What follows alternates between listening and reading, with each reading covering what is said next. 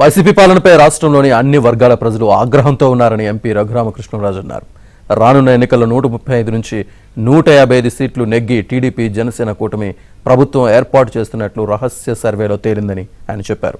పశ్చిమ గోదావరి జిల్లా భీమవరం మండలం రాయలం గ్రామంలో టీడీపీ జనసేన నాయకులతో ఆత్మీయ సమావేశంలో పాల్గొని RRR ఫుల్ హ్యాపీ కేక్ను కట్ చేశారు.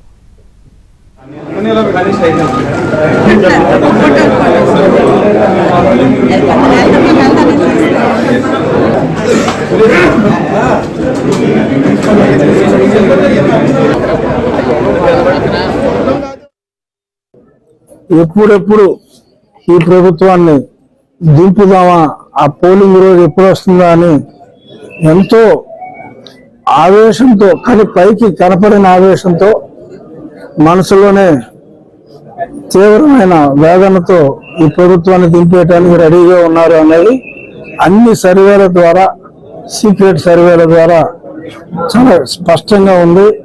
సో కనుక రాబోయే రోజుల్లో తెలుగుదేశం జనసేన కూటమి అత్యద్భుతమైన విజయాన్ని సాధించబోతోంది.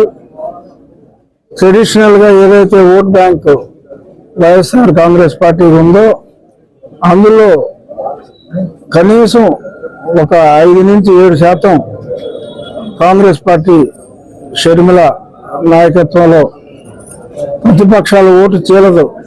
పాలక పక్షం యొక్క సాలిడ్గా ఏదైతే ఓట్ బ్యాంకు అభివృద్ధికి సంబంధం లేకుండా ఒక ప్రాతిపదికన ఉందో అవి కూడా చీలి అద్భుతమైన విజయాన్ని కూటమి సాధించబోతుంది.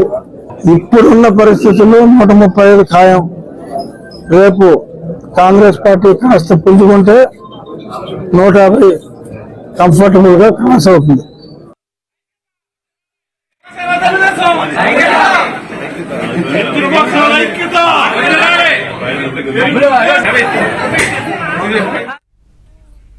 కాంగ్రెస్ నాయకురాలు షర్మిల కారణంగా వైసీపీ సంప్రదాయ ఓట్ల నుంచి 5 నుంచి 7% చీలిపోనున్నాయని రఘురామకృష్ణరాజు చెప్పారు. నిన్నటి సుప్రీంకోర్టులో 17A తీర్పును వక్రీకరిస్తూ సొంత పేపర్లో అసత్య కథనాలు రాయించారు. కానీ ఈ ప్రభుత్వంలోనే విచారణ జరుగుతుందని అన్నారు.